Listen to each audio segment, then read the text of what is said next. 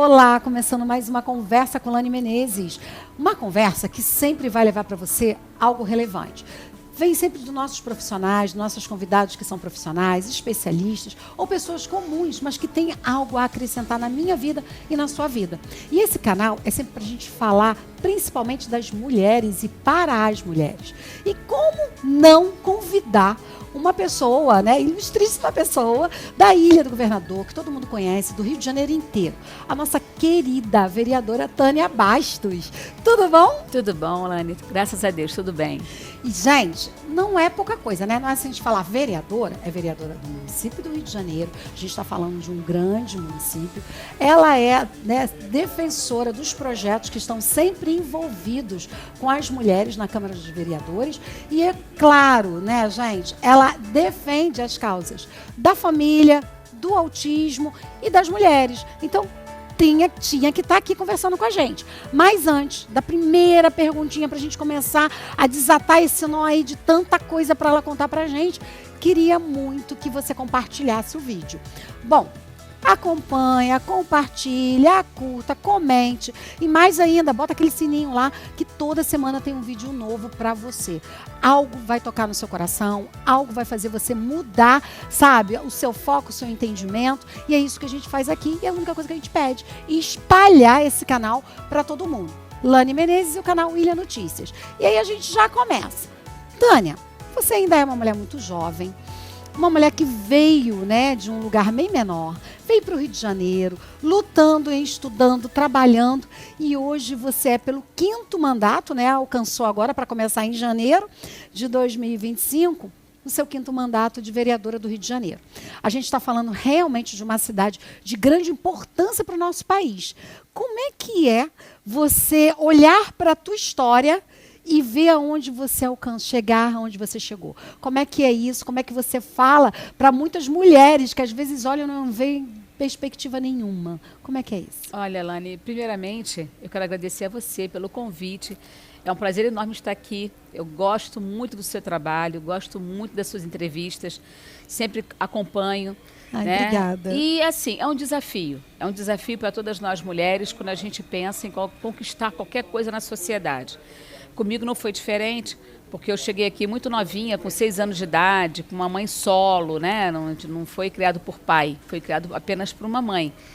Por uma mulher que aprendeu na profissão de cabeleireira, né, o único sustento para a sua família. Uhum. Então, dali a gente começou primeiro obstáculo foi a gente tentar se reafirmar dentro de uma sociedade machista, onde uma mulher com 4 filhos procurava apenas sobreviver, né? Então Caramba. Eu sou essa filha mais velha da Dona Leda, e o meu trabalho sempre foi assim, primeiro por ser a mais velha, procurar proteger e dar toda a atenção à família, né? Como cristã que sou, primeiro momento em que eu tive a oportunidade de trabalhar, eu trabalhei dentro de uma sala de aula como profissional, professora, o qual eu me formei aqui no Prefeito Mendes de Moraes, que é o colégio querido aqui da Ilha do Governador.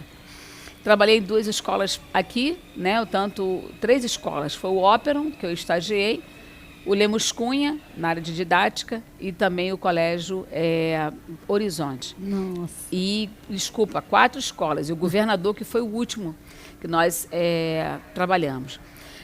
Posso, assim, dizer, Lani, que realmente não é fácil. A gente que vem de uma história, né, de muita luta, de reafirmar nossos posicionamentos, a gente sempre tem um pouquinho, assim, sabe, de dificuldade. Principalmente na questão do preconceito, né? Porque o país é um país ainda que tem entranhado, né? Exatamente. Então, assim, ainda tem isso, né? Na educação do país, né? A raiz do país. Mas a gente vê o quanto também a gente já avançou bastante. Nós, mulheres, já conseguimos galgar vários espaços importantes, não só no parlamento, mas também em várias profissões, empresas, no judiciário. Então, eu fico muito feliz com cada conquista que a gente tem. Tá? E não foi diferente comigo, porque cada espaço que eu conquistei com muita luta, com muita dificuldade, com muito trabalho, né? Às vezes as pessoas falam, mas ser vereador é maravilhoso, ser vereadora é uma coisa... Sim, eu amo ser vereadora.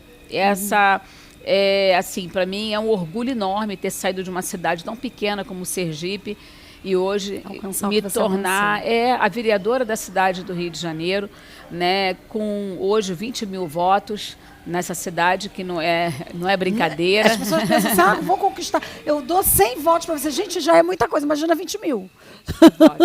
Então, realmente, eu fico muito feliz, primeiro por ter alcançado esse espaço e segundo por toda a minha trajetória, porque foi uma trajetória de luta.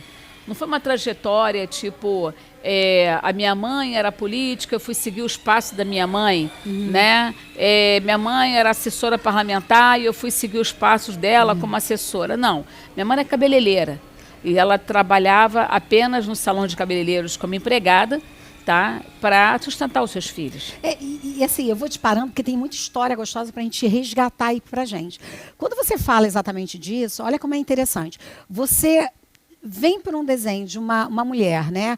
Uma mãe solo, com 4 crianças, você sendo mais velha, mas o teu caminhar é naquilo que naquela época, vamos dizer que é a nossa época, né?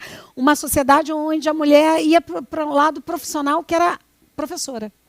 Né? E ali dentro da sala de aula você vive, né? Talvez, eu penso assim, né? Imaginando, as dores que aquelas crianças viviam, né? E aí eu queria ver como é que foi essa transição. Sala de aula e Câmara dos Vereadores. Foi radical, né? Porque, exatamente isso assim. Primeiro porque é uma profissão que a gente tinha como exemplo de mulher, né? Ser professora, como você falou, sua mãe, era uma profissão feminina, né? Então a gente via muito isso. E de repente você está naquele momento, e como você disse, você não vem de uma estrutura familiar que te dava esse conhecimento naquele momento, você vem de uma estrutura familiar que, pelo contrário, o que te dava era muita luta, porém, eu imagino, abrir teus olhos para dentro da sala de aula, com um monte de criança ali onde você via sonhos e esperanças. Como foi esse primeiro mandato? Como é que foi essa escolha e essa ousadia de mulher? Porque, gente, a gente está conversando aqui com a profissional, vereadora, né? Então, assim, eu gosto muito da gente respeitar, por mais que a gente possa gostar ou não gostar do perfil, mas a gente tem que reconhecer o quanto a Tânia, ela trouxe e ela estabeleceu qualificação para a gente, abriu portas para a gente. Então, eu acho que é isso que a gente tem que explorar muito, porque muitas vezes as mulheres olham a outra mulher, né, como sendo uma concorrente. E você não, você abre a condição de falar, gente, não importa de onde você vem, tu chega aonde você quiser. E como é que foi essa entrada para a política que foi, assim, radical demais, né? Foi radical demais. Mas, assim, eu sou pedagoga e sempre trabalhei no serviço de orientação educacional. E o serviço de orientação educacional, ele trata muito com as famílias, né? Os alunos diretamente e as famílias. Ou seja, né? Você sentia as dores muito próximas. Muito próximas. Então, eram, por exemplo, reuniões com as famílias, com os pais, problemas que existiam dentro da família, você estava ali para tentar ajudar. Alunos que, por exemplo, matavam a aula e muitas vezes os pais não sabiam, mas a gente tinha um controle muito acirrado dentro da escola, então a gente sabia por que a criança não foi, por que não foi, porque a gente ligava para os pais. Então eu tinha esse papel de ligar para os pais.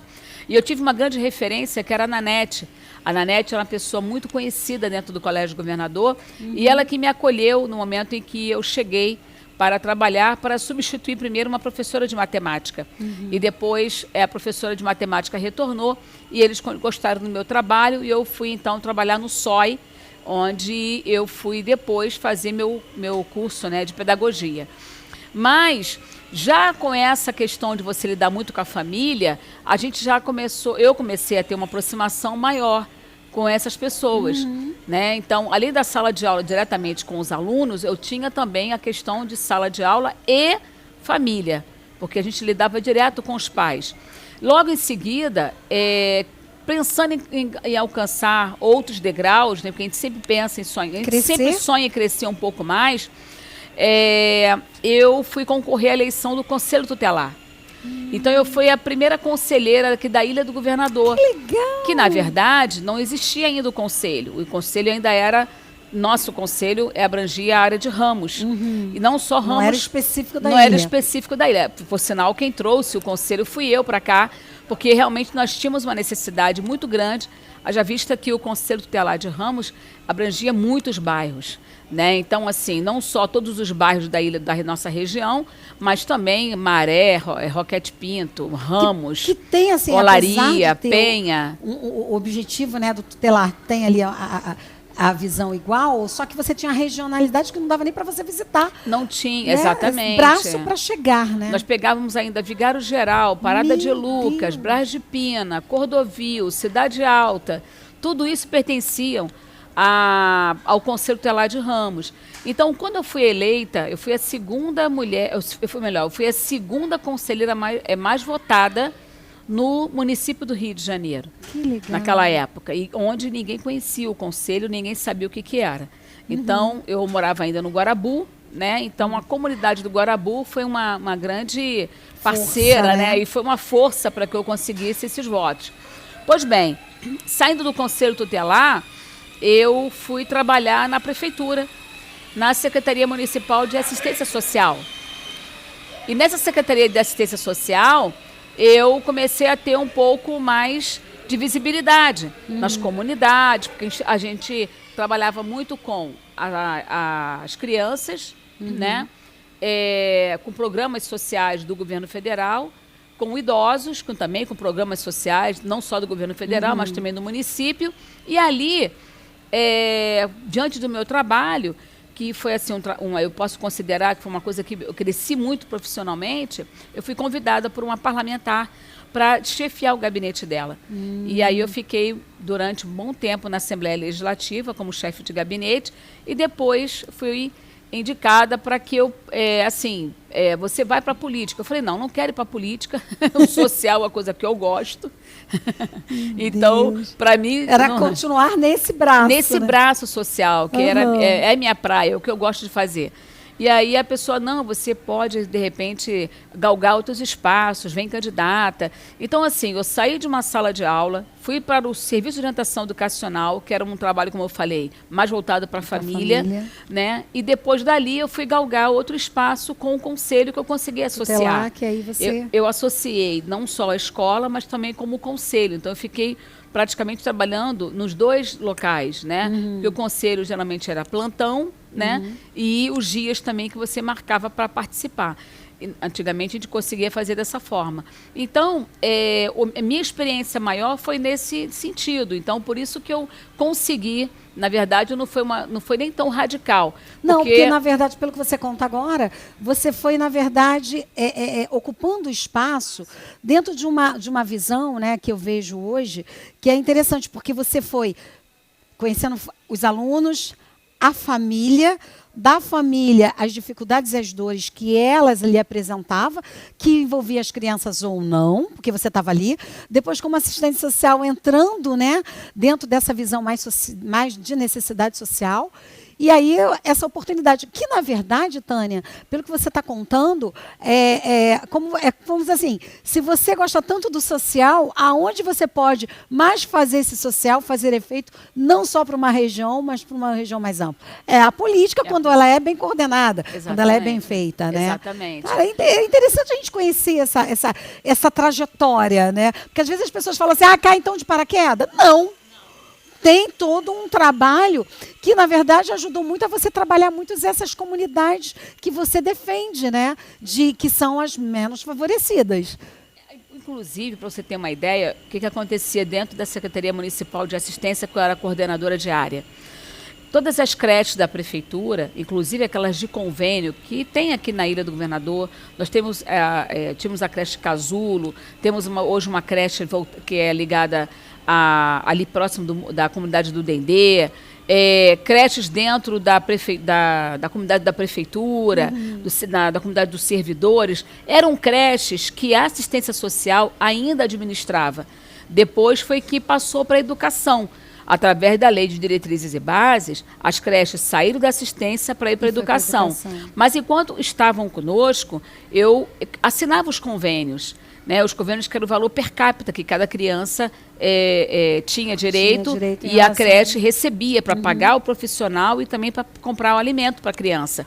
Então, tudo isso a gente fazia fiscalizações. Além disso, centros sociais da prefeitura que lidava com projetos para crianças e adolescentes, projetos para idosos, né, tinha um Rio Experiente. E assim, toda a minha trajetória educacional eu levei também para assistência. Por quê? Todo final de ano, como eu fazia, todo início de ano, eu fazia um planejamento com as minhas coordenadoras. Como a minha área era maior, eu saía na vantagem, que eu tinha 22 creches de convênio, né? Eu tinha, acho que eram basicamente, acho que uns 10 ou 11 centros sociais da prefeitura, em cada local de região. E nós, além de fazermos nós fazíamos esse planejamento durante o ano todo, então a gente pegava um tema e discutia esses temas com as diretoras das creches conveniadas e também com as creches que eram da prefeitura e mais os centros sociais. Nossa. Eram muitas pessoas, eram muitas pessoas. E aí eu fazia esse projeto com elas de trabalharmos o ano todo. No final do ano, nós alugávamos não, cediam, né, porque era da prefeitura, o Teatro Carlos Gomes e eles iam se apresentar. Então, aí eu levava essa questão da educação para dentro da assistência. E aí, por exemplo, hoje nós estamos vivendo o G20, pronto, né? Então, a gente estudava tudo que era relacionado ao G20 durante o ano todo e depois, no final do ano, tinha a culminância dentro da apresentação de uma dança, de um teatro, alguma coisa, um musical, enfim. E aí, o que era mais interessante é que você via no olhar de cada pessoa que levava os seus familiares, né, que participavam, principalmente os idosos. Imaginem os idosos dentro de um palco, fazendo uma apresentação. Nossa. As pessoas choravam demais, sabe? E lá eram cerca de 1000 lugares no Carlos Gomes, no Teatro Carlos Gomes. Então, eram muitas pessoas, e assim, traziam ônibus e ônibus para ver, né, de repente, o seu avô, a sua avó, sabe? Fazendo aquela apresentação, o seu filho. Era muito legal.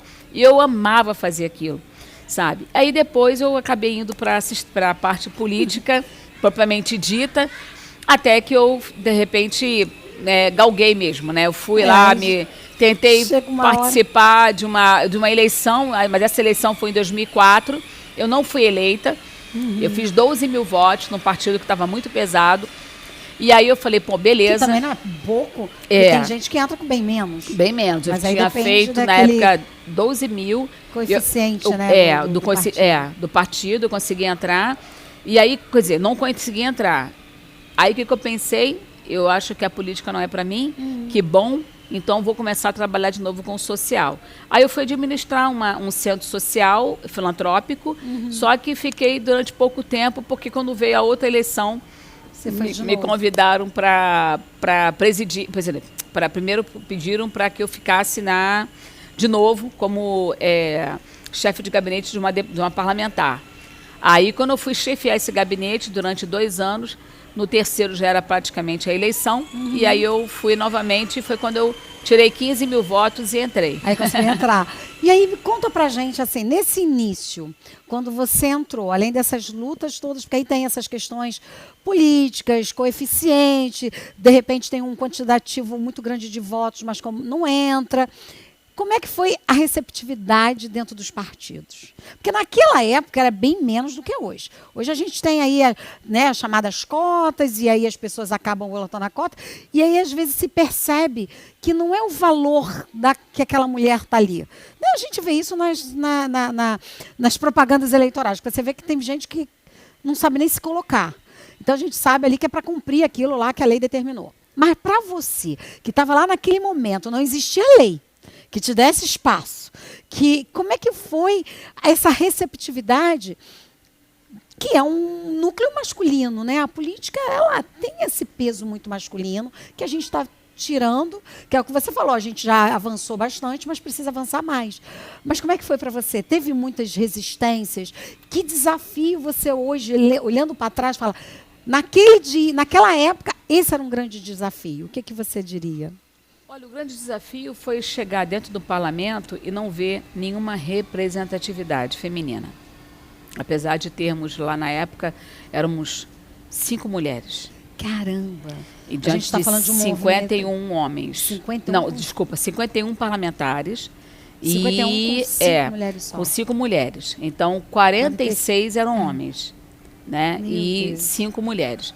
O que ocorre? Primeira coisa foi esse desafio. É você chegar dentro de uma casa legislativa onde você não tinha nenhuma representatividade feminina. E aí a primeira coisa que eu fiz foi criar uma comissão permanente de defesa da mulher. Caramba, que legal. Para que nós conseguíssemos, pelo menos, falar sobre as nossas pautas. Porque não tinha espaço. Não, as nossas pautas eram discutidas na Comissão de Direitos Humanos. Então, ou seja, todo mundo, homem e mulher, qualquer coisa. E aí eu falei assim, gente, está errado, a gente precisa tratar a mulher com uma forma mais específica. Criei essa comissão, o presidente da Câmara achou muito interessante, gostou, e aí então colocaram a gente me colocou como responsável na época. Naquele momento, essas 5, você e mais 4, vocês dividiam essas mesmas preocupações ou, de repente, não? Você despertou isso naquele momento? Não, naquele momento, o que acontece? Como eu trabalhava já um pouco com a questão da pauta feminina no meu partido, aí eu aproveitei a oportunidade, que me convidaram para ficar como coordenadora, né, da mulher dentro do partido. Eu aproveitei isso e quando eu cheguei na Câmara, eu falei, não, eu acho que a gente precisa fazer alguma coisa para as mulheres. Aí eu aproveitei e criei a comissão permanente. Essa comissão permanente até hoje está lá.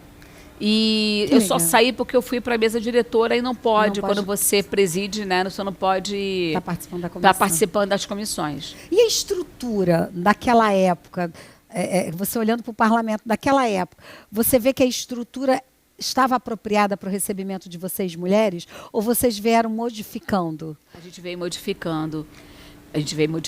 Lani, Caramba. porque, assim, como eu te falei, quando você chega numa casa legislativa e você não vê nenhuma comissão que é própria, que é específica para a gente, você já entende que ali você não é tão bem-vinda. É bem-vinda. Tem que ter dedos até para falar isso, né? Para não criar mais conflito. Mais conflito. Então, o que nós fizemos? Com essa comissão, eu consegui criar essa comissão permanente com 3 membros. Eu fui a presidente durante 2 mandatos, por sinal. Tá? No 3º mandato, eu precisei sair por conta da questão de não estar por estar na mesa diretora. E ali, nessa comissão, nós fizemos várias ações importantes para a cidade, sabe? E eu posso considerar o seguinte, que uma delas, por exemplo, para você ter uma ideia, nós conseguimos fazer o lançamento do aplicativo 180, que é o Disque 180, que o governo federal tinha lançado dentro da Câmara. E, veio ministra, sabe, veio muita gente para poder participar desse encontro e nós fizemos na Câmara. Eu fiz várias audiências públicas, vários debates importantes. Para você ter uma ideia também, o município do Rio perdia para outros municípios menores, como, por exemplo, Seropédica. Que isso? Por que perdia? Porque nós não tínhamos um conselho municipal da mulher. E municípios menores tinham e conseguiam apresentar projetos, exatamente, avançar e aqui no Rio nada, a capital nada. Tanto é que, por exemplo, lá em Brasília, quando existe até hoje as conferências nacionais, então os delegados se apresentam, então são delegadas, na verdade, né? Então vem sociedade civil, né? Vem sociedade civil, vem o pessoal do executivo e vem também as organizações não governamentais. Então, esses 3 se juntam para indicar os seus conselheiros. O que aconteceu? Perdemos uma cadeira na Nacional porque nós não tínhamos o tal do Conselho Municipal. Meu Deus. E ele só foi indicado, só foi votado na Câmara, basicamente quase no final do meu mandato de 2012. né? Caramba. Porque em 2008 foi a eleição, em 2009 nós tomamos posse, em 2012 fomos lutando e brigando e reclamando e discursos. Além dos discursos, eram as audiências públicas. Caramba. E eu falava, gente, é um absurdo, o Rio de Janeiro perdeu um assento no Conselho Nacional, porque nós não temos um Conselho Municipal. E esse conselho é fundamental para a gente. E aí, por conta da Comissão Permanente de Defesa da Mulher, foi que nós conquistamos, então, também o Conselho Municipal. Aí ficamos iguais aos outros municípios que tinham. E aí, com o tamanho, os projetos e a evidência, a gente começou a adquirir resultados desses projetos. Exatamente. Gente, nossa, como é interessante isso, né? Eu gosto muito dessa história, porque a gente hoje ainda luta muito e às vezes as pessoas ficam lutando como se estão fazendo uma coisa nova. Só que a gente está na luta há muito tempo e aí a gente às vezes eu penso, né, assim, não tenho experiência política, mas eu vejo às vezes que as pessoas estão querendo fazer sempre coisas novas e esquecem de continuar dando manutenção naquilo que gerou as mudanças que nós vivemos hoje. Né, o que você está falando, você naquele momento, por uma experiência que você vivia, identificou que se faltava um conselho, a gente deixava de ter retorno de projetos para as mulheres, e ali dentro de um município que era o maior que tinha, né, comparando a pequenininhos que iam avançando. Exatamente. Então dá vontade de falar assim, não, peraí, deixa eu me mudar daqui para lá, que eu vou ter muito mais retorno. Absurdo isso. Meu Deus do céu. E aí, me conta um pouco, como é que é assim, né? A gente, às vezes, eu escuto, né? Como eu vim da área de gestão, às vezes falava assim, mulher passa a mão na cabeça, mulher é mais fácil, né? Como se falasse que a gente não teria autoridade ou comportamento correto para conduzir aquilo que a gente precisa. O que eu quero trazer isso para a pergunta para você? Você, enquanto política, você tem ali um grupo de pessoas que elegem você e tem interesses grandiosos dentro do município do Rio de Janeiro. Como é que é esse jogo de cintura que você tem que manter entre atender necessidades, porque eu vi aí um período agora de você fazendo campanha, pessoas te cobrando coisas que não cabem a vereadores. Então a gente vê que existe ainda uma falta de conhecimento muito grande da população, né? Só que naquele momento está ali fazendo campanha, as pessoas estão cobrando coisas que não cabem ali, né? Só quem entende é que vai estar percebendo. Outros vão bater palma achando que a pessoa está fazendo pedidos corretos. E aí eu queria saber de você, como é que foi esse teu jogo de cintura? O que você usou como maior habilidade para você poder juntar aquele interesse daqueles eleitores que estavam ali depositando em você algo que era o voto, porque tinham contigo uma relação de similar, né? E com o interesse da cidade, onde tem outros quantitativos de parlamentares que vão estar defendendo de outra forma. Como é que é esse teu jogo de cintura? O que você mais usa como habilidade? Né? E aí eu falaria até da tua essência feminina, porque muita gente critica, mas eu vejo que nós mulheres temos um pouco dessa percepção de saber o que falar e como falar na hora certa. Como é que é isso para você lá? Olha, na verdade, eu vejo, por exemplo, um grande respeito, né, dos colegas, principalmente nessa questão de ver o teu espaço e procurar entender o espaço de cada um. Quando a gente vê isso, é muito importante para a gente enquanto mulher. Dentro de uma sociedade machista, a gente também percebe o seguinte, e aí você vê a questão também não é só do homem não, é da mulher também. Muitas vezes criticar e muitas vezes falar coisas que não competem, como você bem disse, ao parlamentar, né, municipal. Às vezes tem coisas que é do governo federal, às vezes tem coisas que é do governo estadual. E a gente tem que ter essa habilidade para lidar com as pessoas e fazê-la entender, sem que você a ofenda, né, e sem que você entre num embate, que tem coisas que pertencem ao teu posicionamento, à tua questão, enfim. E tem outras coisas que não competem. Então, as pessoas têm que entenderem o seguinte, que nós que estamos no parlamento somos limitados mesmo. Porque a gente faz uma lei. Aí, muitas vezes, a lei ela é sancionada pelo prefeito. Só que na hora, quando você vê, a lei não é cumprida. Aí você fica lá perturbando, você vai lá, tem que reclamar, você vai lá, representa. Você está entendendo? Então, são coisas que acontecem no parlamento que muita gente desconhece, né? Então, essa habilidade que a gente precisa ter é de que não há necessidade de você entrar no embate. Eu não entro em embate nenhum. As redes sociais, por exemplo, o Ilha Notícias, quando vem qualquer coisa relacionada à situação do bairro, olha lá, a Tânia Bastos, cadê a Tânia Bastos? Não sei o que é a Tânia Bastos. E tem coisas que não compete a Tânia Bastos fazer, infelizmente. Mas a gente está ali para cobrar. Né? Então eu cobro mesmo, eu falo com o prefeito, muitas vezes até com o próprio governador, e que me responde. Governador, isso aqui está errado, isso aqui não está legal. Governador, isso aqui está dessa forma, o senhor pode ajudar? Então, assim, tem coisas que você é um pouco limitado mesmo de tentar resolver. E tem outras que as pessoas precisam entender o seguinte, por exemplo, dentro do parlamento, eu tenho o poder de fiscalizar. A gente fiscaliza as ações do executivo, mas nem tudo você consegue resolver. Com certeza. Não dá. Infelizmente, entendeu? A pessoa pede como é que se diz? Alguma coisa na tua rua.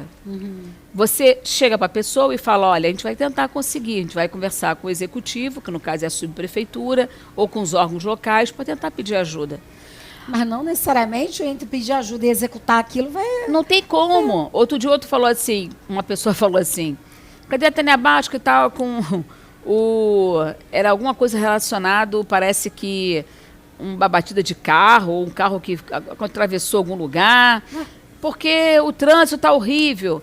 Eu falei, gente, quando eu fizer para concurso público, por exemplo, para ser um agente de trânsito, você pode até estar lá parada para tentar andar. Tá entendendo? Então, assim, ou até às vezes são os próprios adversários que gostam de botar em evidência. Essa campanha não foi fácil, não. Sabe, Lene, porque, Lani, porque a gente foi para dentro da comunidade, Lani, e a gente tinha nossos materiais rasgados, nossos materiais adesivos retirados, e de lugares que as próprias pessoas pediam, não fomos nós que botamos numa imposição, sabe? E a pessoa dizia assim, poxa, Tânia, me ajuda aqui, me traz de novo, porque hoje de manhã, quando eu acordei, estava o papel rasgado. Então, assim, é feio, sabe? É uma campanha muito feia. Eu acho que isso é muito mesquinho para uma pessoa que está querendo galgar um espaço dentro do parlamento. O que às vezes, assim, o que me dá curiosidade, Tânia, é porque a gente viu, principalmente, né, quando a gente olha para São Paulo, a gente teve até cadeira voando. E aí eu vejo assim, eu a vejo com muita educação, né? Até talvez por toda essa tua trajetória de vida, né? Você é uma educadora, você né, se formou em pedagogia, então tudo isso te dá um tom de voz suave, né? Você não é uma mulher esparafatosa. Eu fico imaginando, e a gente falando dessa visão, sabe, gente, de liderança feminina, assim, algumas pessoas querendo entender que vão ganhar no tapa. E eu fico imaginando você convencendo só na questão de argumentos reais. Porque eu acho que muita gente está querendo chegar ali e falar tanta asneira, falar tanto o que você falou, né? Graças a Deus que tem respeito, mas o que a gente vê às vezes é tanta falta de respeito, sabe? E aí às vezes você vê mulheres que são lindas, maravilhosas, mas masculinizando para poder ser ouvida. Né? E eu vejo que você sempre mantém seu tom de voz tranquilo, né? E eu acho que isso, né, o que você fala também é um pouco da sua imposição, sem gritaria, sem tapa na mesa, mas a sua imposição enquanto profissional, porque você é uma profissional, a gente está falando de uma vereadora, né, que já tem aí, vai estar no seu 5º mandato, que tem uma experiência, e aí que é interessante que você contou da história, que não entrou de paraquedas, porque mal bem você aprendeu como chefe de gabinete, vivenciar aquele lugar para depois chegar onde você chegou. Exato. Né? Então, é isso às vezes que eu questiono, porque eu vejo mulheres achando, mas tem que bater na mesa. Gente, a gente não precisa bater na mesa. Né? Eu lembro que eu era gestora de uma grande organização e eu tinha 3.000 e poucos funcionários e eu era sempre rindo, alegre, dava bom dia para todo mundo. E uma vez falaram assim para mim: ah, mas você é tão delicada assim, ninguém vai te respeitar. Eu falei: engraçado, todo mundo me respeita. Né? E eu acho que é isso, né? Que a gente precisa resgatar. A mulher, ela tem que continuar sendo mulher. Sim. Doce. Ela não precisa trocar a roupa dela para ser imposta, ser ouvida, porque falando os argumentos certos, respeitando ou calando na hora que tem que calar, é que a gente vai colocar o outro no seu lugar, né? É o respeito, né? Porque todo mundo gosta de ser respeitado, tá? Homem e mulher. Exatamente. Todos Ser gostam humano de ser. Gostam de ser necessita respeitados. disso. Então, há uma necessidade das pessoas entenderem isso. Você não precisa tirar sua capa de mulher, vestir uma outra capa para poder se posicionar e ser respeitada pela sociedade. É aquilo que você falou. Eu sou uma pessoa cristã. Eu tenho os meus princípios. E, óbvio, eu vou até a página 20. A partir do momento que aquilo ali não atravesse, né, eu também tenho mesmo posicionamentos firmes. Se tiver que discutir, eu vou discutir. O firme não precisa ser grosseiro. Não precisa ser grosseiro. É isso que... Não precisa. Você pode se posicionar de uma forma muito firme, sem ser grossa, né? Sem ser incisiva nas suas palavras. Então, eu acredito nisso. Agora, tivemos vários embates? Tivemos. Tivemos pessoas que atravessaram a linha do limite? Sim, mas é aquilo que eu falo. Deus não dorme. E aí o mundo vai dar a sua volta, que na hora certa Deus vai lá e exatamente. Vai então, assim, mas a Tânia Bastos não foi eleita com os votos na ilha. E quem foi eleito pelo voto da ilha? Você é do Rio. Ninguém foi eleito com o voto da ilha do governador. O único que eu conheço que já foi eleito e já foi eleita, chamam-se, né? Jorge Pereira e Graça Pereira. Foram essas duas pessoas que foram eleitas com os votos da ilha. Tiveram 30 mil votos, 25 mil votos e entraram. Então, todos os votos são válidos, independente de você ter sido, entendeu? O que importa vai ser, agora, naquele momento você está fazendo. A ilha, para mim, foi um diferencial. Os votos que eu tive na ilha foi o meu diferencial para que eu fosse a primeira do meu partido. Diante de uma nominata aí, de um grupo que estava dentro do partido, como nomes de ex-governador, por exemplo, né? Então, assim, os votos da ilha são muito relevantes e foram esses votos que me fizeram chegar no primeiro lugar dentro do meu partido. Então, assim, de 3 que foram eleitos, eu sou a primeira. Então, esses votos, para mim, são preciosíssimos, entendeu? Porque fizeram a diferença na minha vida. Agora, o eleito apenas com o voto da ilha, ninguém nunca foi. Entendeu? Eu espero um dia ser. Eu espero que um dia a ilha entenda assim, e conheça verdadeiramente. Isso, né? E batize isso. Alguém que esteja ali, que conviva, que durma, que acorde, que sinta o trânsito quando está parado. Todos os dias pela manhã eu tenho que sair daqui para poder ir para lá. Aconteceu, né, você soube, né, no problema que aconteceu na ilha, exatamente na minha rua, de um casal, infelizmente, que foram assassinados e descobriram, né, que era uma pessoa que já frequentava, estava na cara que era uma pessoa que já frequentava a casa desse casal de idosos, infelizmente. E assim, foi no domingo, durante a tarde, passou o rabecão na minha rua. Porque eles moravam exatamente no término da minha rua. Então o rabecão passou na frente. Passa por ali, né? Passaram por ali. Eu não entendi direito, não entendi porque o rabecão passou, né? E foi um domingo à tarde, chuvosa. E eu não entendi direito. E depois a gente vê nas redes, porque cadê a Tânia Bastos, que os idosos morreram na rua dela. Gente, até isso... É inadmissível, sabe? Falar, as pessoas, ao invés de lamentar a perda, de sofrer com essa família que deve ter famílias, horrível. Hein? As pessoas estão preocupadas em falar que um parlamentar vai fazer o que nesse momento.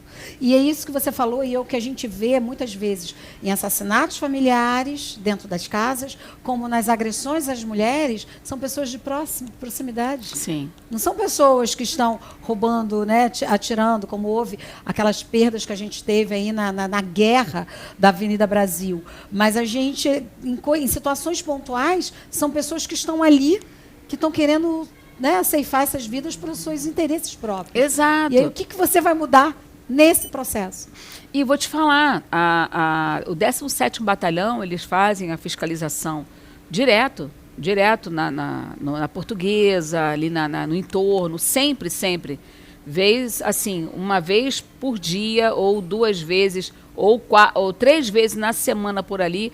Eu estou sempre vendo eles aí fazendo a sua ronda, né? E é importante isso. Mas, assim, é muito triste a gente ver pessoas como esses idosos, né? Que aconteceu essa tragédia na Ilha do Governador, que foi aí explanada para todo o Brasil, porque foi motivo até de Jornal Nacional e tudo, e ser justamente num bairro que as pessoas, sabe, eu amo ser moradora da Ilha do Governador. É um lugar que eu nunca trocaria por nada desse mundo. E que se a gente parar para pensar, Tânia, ainda é o melhor lugar para morar no Rio. Mas é isso que eu estou falando para você. Ainda é o melhor. As pessoas falam, mas está horrível. Tá bom, eu não vivi, né? Eu sou mais novinha na Ilha do Governador, né? Mas assim, do período que eu vim para agora, eu já sinto um pouco de diferença. Mas eu também sinto muito mais diferença lá fora. Né, onde eu fui assaltada, onde eu levei um tiro, onde eu tenho uma bala na perna. Então, assim, a gente, claro que tem que lutar exatamente para situações de proteção para a gente. Mas a gente também não pode falar assim, a gente está vivendo um caos. Não, todo o Brasil, todo lugar está vivendo um caos e a gente ainda tem vivendo um caos muito melhor do que muita gente. Né? Até é o que a gente fala, né? A rua onde tem Roberto Carlos na Urca tem problema. Né? Uma amiga minha mora lá e fala, lá, tem assalto, eu não posso parar para abrir o portão para entrar com o carro. Então, a gente está falando de problemas que não cabe especificamente a você. O que cabe são exatamente essas cobranças, como você falou. O que não cabe a você, cabe a cobrança, cabe o retorno para a sociedade.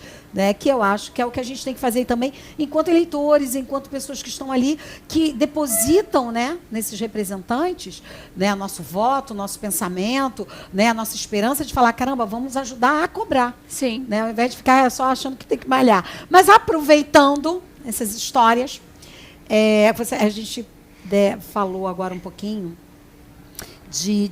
a gente até tocou nessa questão dos idosos, mas eu queria que você me falasse um pouco, né? Eu entendi o porquê das suas causas familiares, que eu entendo que você viveu esses momentos junto, né, junto ao Conselho Tutelar, junto na parte da assistência social. Mas como é que o autismo entrou na sua vida? Que você passou a ser uma pessoa representando essa bandeira, sabe? De você, como, né, você tem o emblema, botou a vaga nos shoppings, né, nos locais. Como é que ele entrou na sua vida para você começar a defender? Então, o autismo entrou na minha vida da seguinte forma. Eu tinha um projeto de lei, porque, de antemão, uma das minhas assessoras estava assistindo um programa de TV e viu uma mãe sendo entrevistada. E ela falou, olha, eu acho que essa bandeira é muito firme, é muito boa para a gente trabalhar, porque é uma causa muito nobre. Vamos tentar fazer alguma coisa por eles? Eu falei, vamos. E aí nós elaboramos um projeto de lei para que a prefeitura fizesse, através de uma cartilha, todos as características, tudo direitinho dos autistas. Pois bem, o projeto começou a tramitar, eu não sabia, mas já tinha um grupo de pais que já tinha ido à Câmara procurar por um representante. Como eles conheciam um representante que é pai, né, de 2 autistas, a princípio, esse representante não quis muito se envolver. Não sei por qual motivo, nem na época que ele estava passando, que ele acabou não fazendo. E aí, um dado momento, eu estava numa agenda no Palácio da Cidade, e eu fui abordada por um parlamentar que falou, Tânia, eu estou indo à casa de uns familiares, de umas pessoas que têm filhos autistas, você pode me acompanhar? Esse parlamentar era federal, então ele ficaria um pouco distante, né? Se caso ele fizesse qualquer abordagem ou desse continuidade a algum trabalho com essas famílias. E eu falei assim, olha, eu tenho um projeto tramitando na Câmara para fazer com que a prefeitura dê as cartilhas com todas as características do autismo. E cheguei até nessa casa, encontrei com 3 casais, e quando eu citei uma dessas pessoas, uma das meninas, ela disse assim, olha, eu coloco aqui no bairro onde eu moro um panfleto dito assim, escrito por mim mesma, só que eu bato na impressora, e aí eu coloco lá: o Rio de Janeiro precisa conhecer o autismo, e fico pregando aqui nos postes daqui da região e tal. Falei, nossa, gente, que horrível isso. Porque uma coisa tão, assim, meio que divulgada e meio que arcaico, né? A pessoa pegar a impressora de casa, não tem cabimento. A prefeitura, isso é coisa da colonização. Falei, a prefeitura com tanto, tão rica, com tanto, né, oferecer. E aí eu falei para ela, eu tenho esse projeto aqui. Ela falou, Tânia, então, isso é maravilhoso para a gente. E aí, quando nós conseguimos a sanção do projeto, essas famílias foram à prefeitura para elaborar a cartilha. Que legal.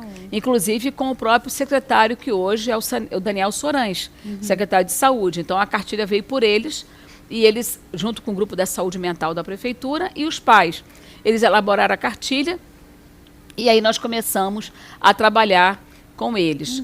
As caminhadas começamos a partir de 2011. Primeiro começou no Leblon, com essas famílias, e depois eu vim conhecer um outro grupo aqui na ilha, que é o Compartilha, que inclusive fomos nós que elaboramos o nome do Compartilha, a Ilha Unida pelo Autismo. E dali, de lá para cá, nós começamos a fazer vários projetos de leis. Hoje são mais ou menos quase uns 20 projetos de leis que favorecem essas famílias.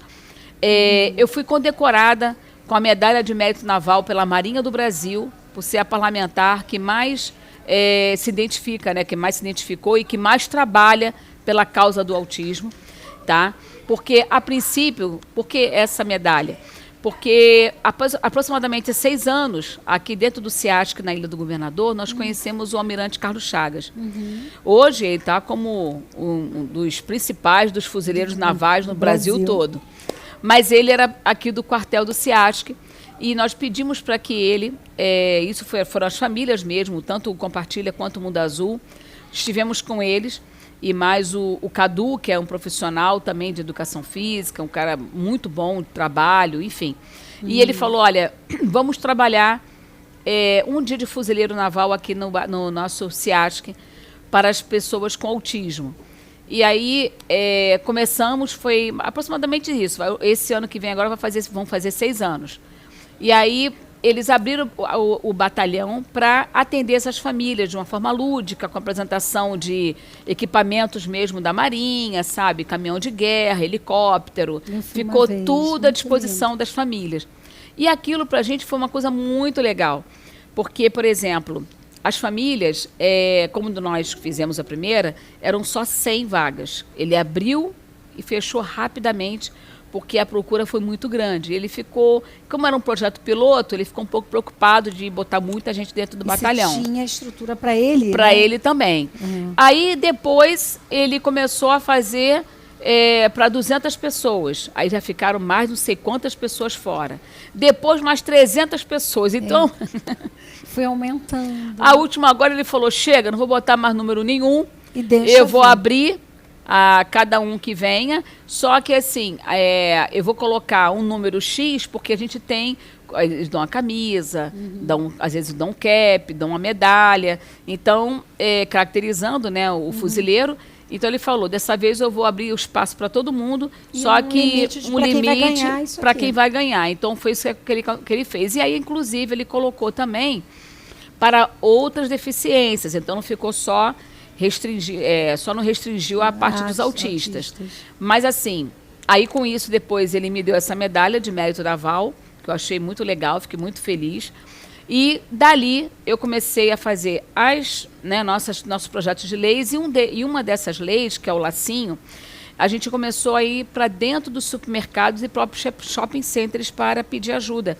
Porque a lei tinha sido sancionada, mas até então ainda não tinha sido executada. Que eu acho que é o pior. Aí nós fomos até a Sociedade Brasileira de Shopping Center, ou melhor, eles vieram até a mim, porque eles são de São Paulo, e aí pedimos para que eles colocassem no shopping a nossa lei. Fomos até a Associação Estadual de Supermercados, e eles também colocaram nossa lei nas placas preferenciais.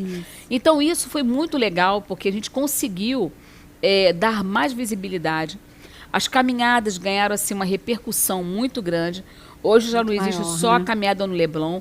Hoje já temos a Ilha do Governador, em qual o próprio Ilha Notícias é o grande parceiro, apoiador da caminhada. Nós temos caminhadas em Campo Grande, no Meier, enfim, vários bairros do Rio de Janeiro. Eu vejo que essa causa, para mim, é uma causa que mexe muito comigo, tá? Porque as famílias disseram que não fui eu quem escolhi a causa, mas a causa foi que me escolheu. Porque até então, como eles procuraram uma pessoa e eles tiveram, infelizmente, né, com a rejeição, eles ficaram meio desnorteados. De repente, por causa de uma reunião simples, eu acompanhei um parlamentar na casa desse grupo e acabou que eles me acolheram, me tornando a madrinha dos autistas, por ser a vereadora que mais contribuiu com a causa. Que bom. Isso É muito legal, maravilhoso. Muito legal, né? Gente, parece que já passou, passa rápido. Mas eu queria falar agora assim, e para as mulheres, o que você tem, ou tem tramitando, ou o que você já pensa para o próximo período? Projetos que são específicos para essas mulheres. Primeiro que a gente sabe que ainda temos muito problemas com assassinato, com feminicídio, né? Eu lembro do trabalho que você fez, né? Passeando por todas as regiões do Rio de Janeiro, falando, dando voz, né? A delegadas, sabe? Explicando, né? Então, assim, foi um trabalho muito legal, muito bonito, e eu ali vi muitas mulheres que não sabiam nem que estavam sendo violentadas, né? Porque a gente sabe que tem todo um ciclo ali específico. Que mais? O que a gente tem de projetos que possam cada vez mais não só alertar essas mulheres que estão vivendo situações de violência, como também ajudá-las a serem inseridas de novo no mercado, ou até ter estruturas para retirar elas de casa, né? Porque muitas vezes elas estão presas dentro daquele contexto, não sabem onde vão dormir, onde vão morar, e acabam se permitindo viver essa violência por falta dessa perspectiva. O que a gente tem, Tânia, que a gente pode olhar, o que a gente pode ver que está sendo executado com ênfase, com tanta qualidade como você fez com essa questão dos autismos para essas mulheres? Então, o que acontece?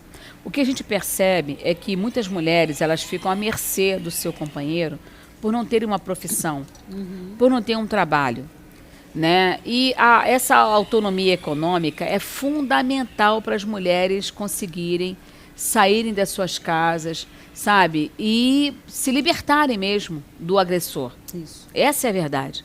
Então, se a gente consegue, por exemplo, parcerias com a Firjan, que tem empresas, indústrias, para que eles deem prioridade a essas mulheres vítimas de maus tratos, vítimas de violência doméstica, isso para a gente já vai ser um grande passo, né? Hoje a Câmara, a gente trabalhou muito dentro da nossa dessa comissão, a saúde da mulher, a parte da violência doméstica, né? Como eu falei, fizemos o lançamento do Disque 180, onde esse aplicativo até hoje ele é muito requisitado, tá? Conseguimos, certa vez nós tivemos um embate muito grande numa audiência pública que eu provoquei e trouxe o presidente da Sociedade Brasileira de Mastologia, onde o próprio Ministério da Saúde queria diminuir, baixou uma portaria para diminuir o atendimento, o exame de mamografia a partir somente dos 50 anos de idade. Um absurdo isso. Um absurdo. E antes era 40, mas por questões né, de recursos, que eu acho isso assim, um absurdo. Você está lidando com a saúde da pessoa e está pensando em não, sabe, em não gastar. Isso se torna mais caro depois. Isso se torna né? mais caro, porque você vai ter que fazer uma quimioterapia, você vai ter muita coisa. A prevenção é a melhor coisa do mundo. Né? Tanto é que a saúde básica está aí, para prevenção mesmo. Né? Tantas clínicas da família é para isso. E aí a portaria foi baixada dentro do Ministério. Eu descobri, através de uma leitura rápida num jornal jornal de grande circulação do Rio de Janeiro, e eu falei, caramba, e tinha um depoimento do presidente da Sociedade Brasileira de Mastologia, Dr. Rufo.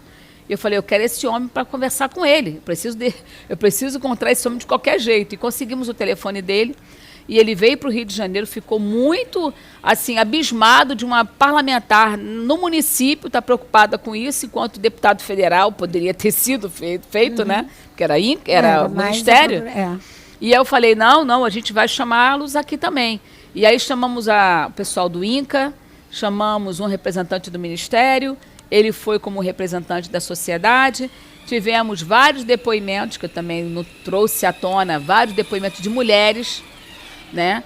E ela acabou que, com essa discussão que foi acirrada na Câmara, eles baixaram, então, para 40 anos. Mas foi justamente por conta dessa comissão da Câmara Municipal e o grande debate que nós fizemos lá. No tocante, como eu estava falando, a empregabilidade é muito importante para essas mulheres, porque a gente vê muitas delas ainda dependendo do próprio marido, do próprio companheiro para sobreviver. E a partir do momento que ela tem aquela autonomia econômica na vida dela, ela consegue se desgarrar.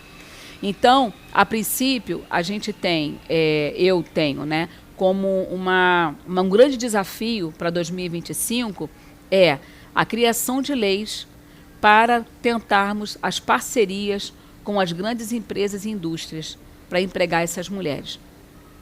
Nós temos, assim, várias leis que dão prioridades, por exemplo, a pessoas com deficiência. E por que não criarmos também para as mulheres que estão violência doméstica? Exatamente, com problema de violência doméstica. Né? Eu acho que isso é importante, tá? Além disso, a capacitação também, porque não adianta você abrir o espaço e ela não está preparada para ser atendida. Exatamente. Então, temos vários cursos, né, do governo federal, que manda para as prefeituras, e a gente tentar viabilizar, através desses cursos profissionalizantes, sejam aí de cabeleireiro, de manicure, enfim, qualquer coisa, né? Exatamente, cuidadora. Tem muita gente de creches, né, que gostam de participar, enfim, de estar ali cuidando. Eu acho que é importante a gente trabalhar em 2025 com essa questão, a empregabilidade e a capacitação para essas mulheres.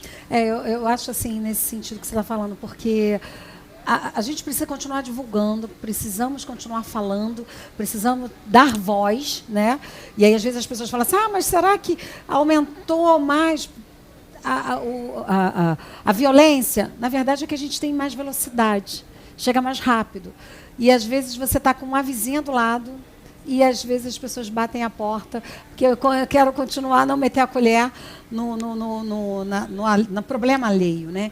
E a gente tem que continuar com essa divulgação. Mas é isso, precisa de um suporte psicológico, multidisciplinar. Ela precisa reestruturar a vida dela, ela precisa estar de novo, porque, como você falou, percentualmente, a maioria volta ou fica dentro de casa porque não tem como sobreviver. Não tem como sobreviver, exatamente. Né?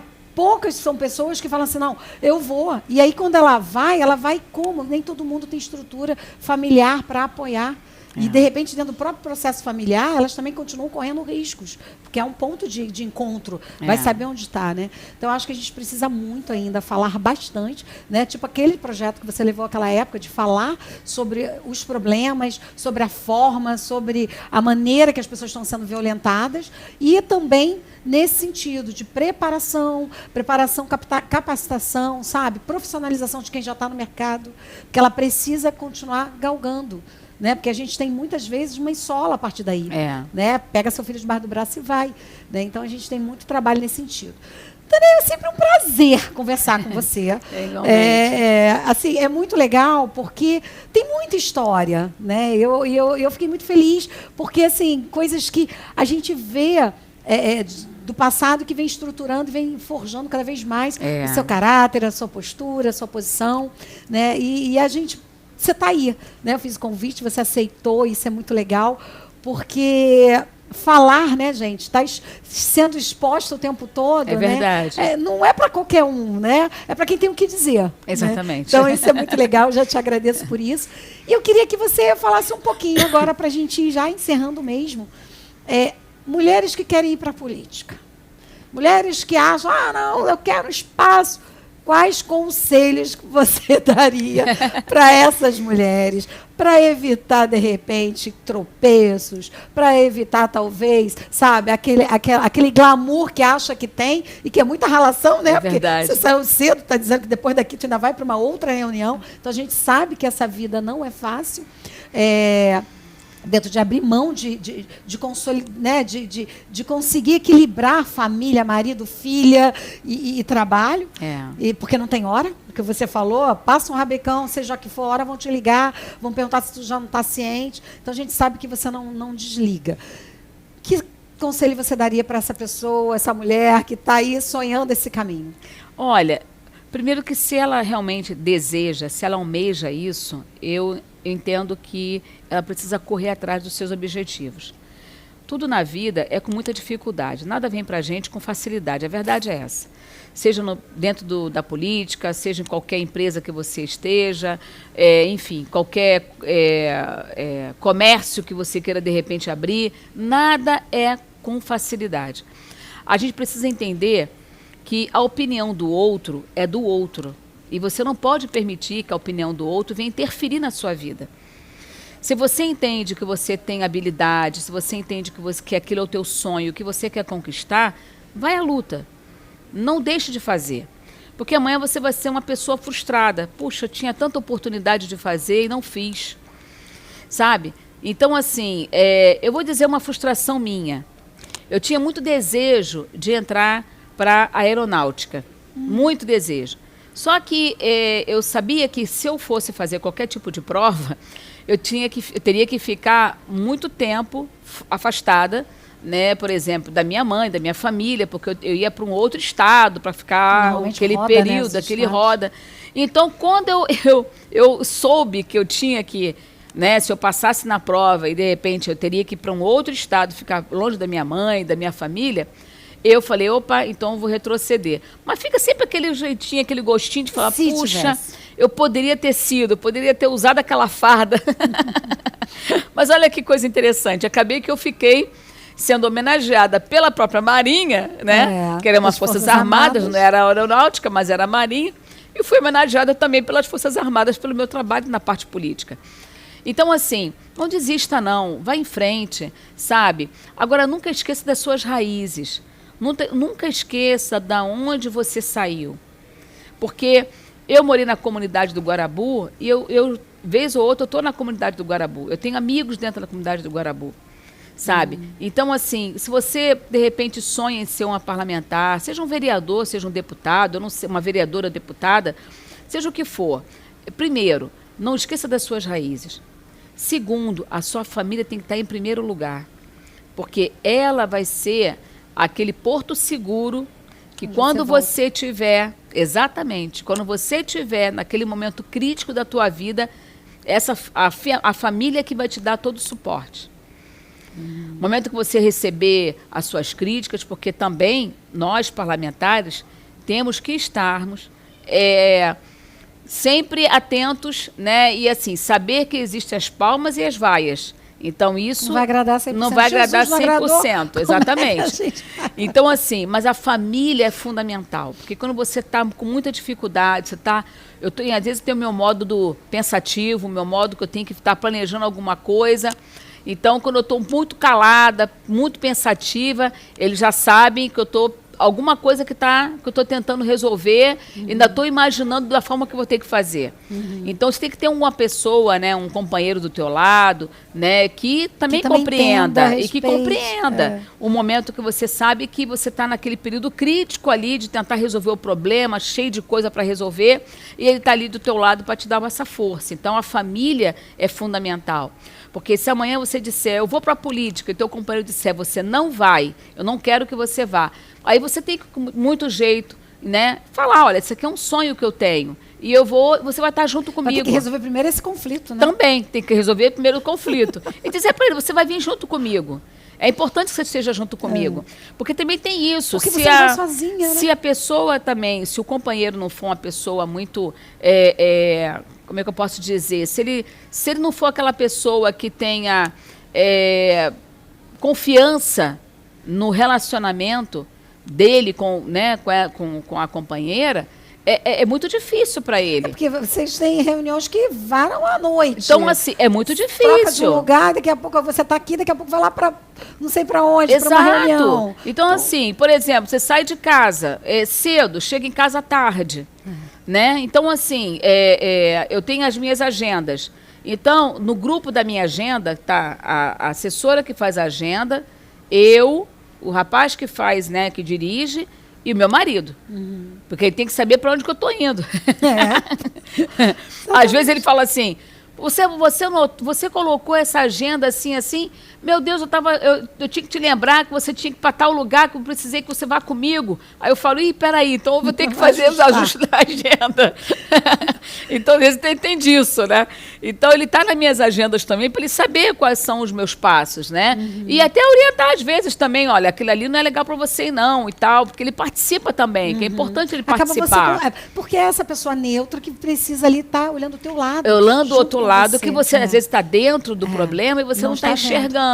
Né? Então, assim, primeiro passo é você conquistar mesmo, você tentar correr atrás dos seus objetivos. A sua família tem que estar sempre em primeiro lugar, por mais que muitas vezes você fique pouco tempo com ela, mas um final de semana que você precisa sair, que você precisa desfalecer, Bom, onde que eu vou? Shopping. Bom, shopping, sábado e domingo, ele detesta o shopping, mas sábado, vamos pro shopping, porque pelo menos a gente fica lá, a gente almoça, a gente faz um lanchinho, a gente pelo menos tá dando atenção, vê as coisas, né, que detesta shopping.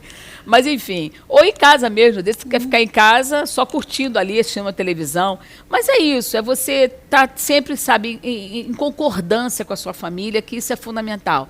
Ela é teu porto seguro, é a mola mestre da tua vida, sabe? E você não pode deixar, sabe, de entender que aquele momento que ele também critica, que ele também cobra, é o momento dele, né? Às vezes você fala, pô, mas tu tá cobrando por quê? Se eu tô trabalhando. Não, é porque tá precisando mesmo da tua atenção, entendeu? Da sua presença, né? Eu tenho uma filha já adulta, mas também se eu não der atenção, a casa cai. Então é isso, você tá se desdobrando o tempo todo, os pratos todos. Equilibrando, mas isso é normal de todas as mulheres. De todas as atividades. De todas as atividades. Você pode ser uma comerciante, você pode estar trabalhando na casa de família, você pode ser uma secretária, e você sabe que muitas vezes o teu trabalho requer muita atenção, mas a sua família mais ainda. E você precisa fazer aquele equilíbrio para não deixar, né, um ou outro... Na verdade, tudo que está desequilibrado está com problema. Está né? com problema. Precisa de equilíbrio.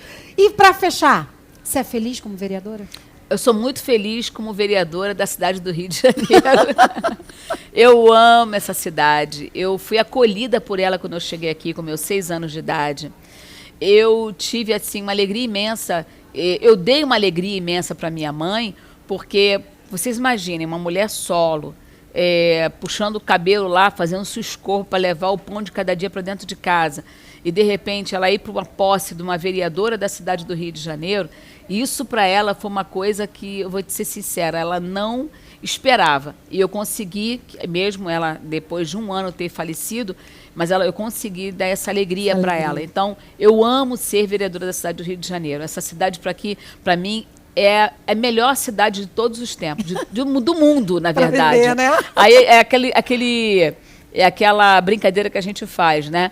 A gente mora no lugar em que vocês passam as férias. Então, é bom demais. É bom demais. Tânia, agradecer muito a tua presença, sabe? A sua liberação de estar aqui, de falar um pouco da tua vida pra gente, contar um pouquinho.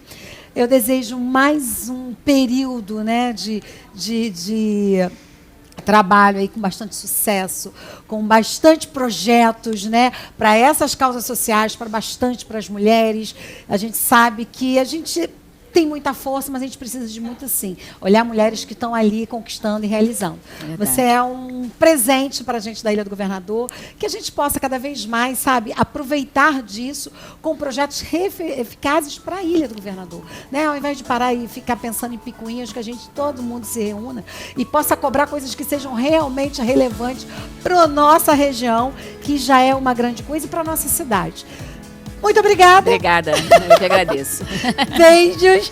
Gente, obrigada por você estar com a gente, né? E acompanhe às 20 horas, às quintas-feiras, converso com Lani Menezes e aguardo vocês, ó, multiplicação dos vídeos que vale a pena para encontrar pessoas que precisam ouvir o que a gente está falando aqui, ok? Tchau para vocês!